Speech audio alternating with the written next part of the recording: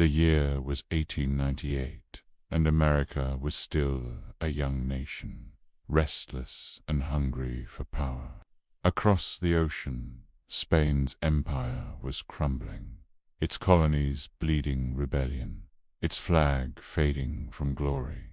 But one explosion would change everything. In the dark waters of Havana Harbor, the USS Maine suddenly erupted into fire, a thunder that shook the world. Newspapers screamed, "Remember the Maine." To hell with Spain. The US was furious. The people demanded vengeance. In that single moment, the sleeping giant awoke. Within weeks, America declared war, and history tilted on its axis. The Spanish-American War would last just for months, but it would change the fate of the world forever.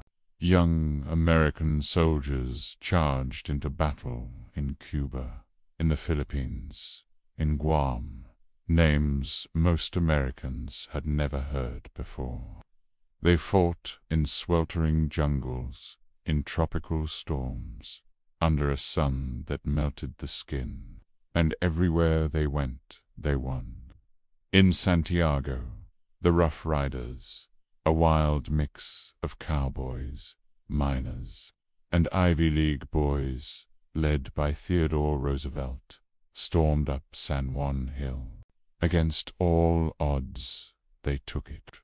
Spain's centuries-old empire shattered overnight, and from the ashes, a new empire was born. When the guns fell silent, the United States stood on new ground.